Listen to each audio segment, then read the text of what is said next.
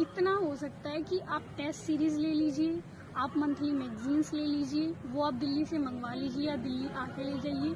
तो कोचिंग के लिए अगर आप अफोर्ड कर सकते हैं, आपको लगता है कि किसी टीचर की गाइडेंस की आपको ज़रूरत है, तो निसंदेह आप ज्वाइन कर सकते हैं। क्योंकि कोचिंग लेने से ये हो जाता है कि हमें थोड़ी एक डायरेक्शन मिल जाती है, आपके पास टीचर्स होते हैं आपके डाउट क्लियर करने के लिए।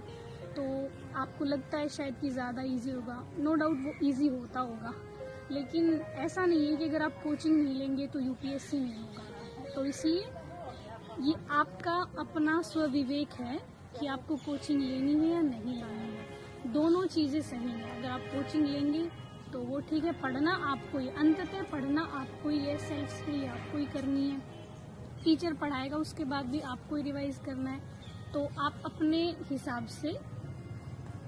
से सोचें कि कोचिंग लेनी है या घर पे रह के पढ़ना है। तीसरा पॉइंट ये है कि हम YouTube का कैसे प्रयोग करें, क्योंकि मैंने बोला है इंट्रोडक्टरी वीडियो में कि मेरी तैयारी में YouTube ने बहुत हेल्प की है।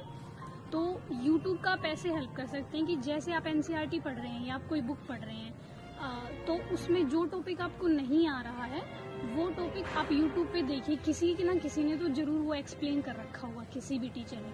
तो जिसका आपको सही लगे आप कोशिश करिए कि वहाँ से आप वो टॉपिक देख लें। मैंने तो 1-2 पूरे सब्जेक्ट YouTube से पढ़े थे, जैसे इन्वायरमेंट है और इकोलॉजी, थोड़ा इन्वायरमेंट एंड इकोलॉजी पढ़ा था। इसके अलावा इकोनॉमिक्स थोड़ा सा पढ़ा था मैंने।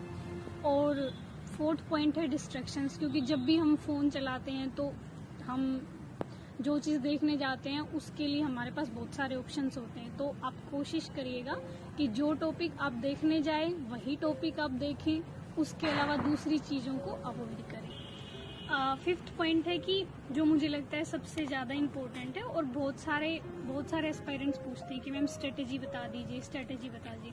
तो देखिए, इसके बारे में मैं जो सीधी स्ट्रेट फॉरवर्ड बात बोलूँगी कि जितने भी टॉपर्स आपको स्ट्रेटेजी बताएंगे वो उनकी स्ट्रेटेजी है, वो स्ट्रेटेजी आपकी नहीं हो सकती है। तो आप कोशिश करिए कि जिस टॉपर को आपको फॉलो करना है, आप एक बार देख लीजिए उनकी बुक लिस्ट क्या है, वो क्या क्या बता रहे हैं, आप एक बार उनको देख लीजिए। उसके बाद आपको डिसाइड करना पड़ेगा अंततः कि मुझे किस सब्जेक्ट को ज़्यादा पढ़ना है, किस सब्जेक्ट को कम पढ़ना है, कैसे अपनी स्ट्रेटेजी बनानी है। क्योंकि मैंने देखा है कुछ बच्चे पूछते हैं कि मैम चार सब्जेक्ट बता दीजिए जो हम अच्छे से पढ़ लें और हमारा सिलेक्शन हो जाए। तो ऐसा नहीं होगा। अब हो सकता है जो सब्जेक्ट आपको अच्छे से आता हो वो मुझे नहीं आता हो, और जो सब्जेक्ट मुझे अच्छे से आता हो वो आपको नहीं आता हो। तो आप टाइम उस हिसाब से डिवाइड करेंगे। जो सब्जेक्ट मेन है वो सारे आपको अच्छे से कवर कर रहे हैं। उसके बाद जो छोटे माइनर टॉपिक्स होते हैं उनको कोशिश करिए आप अपनी कन्वीनियंस के हिसाब से देखें कि इस टॉपिक पे मेरी पकड़ है तो मैं इसको थोड़ा कम टाइम दूं, इस टॉपिक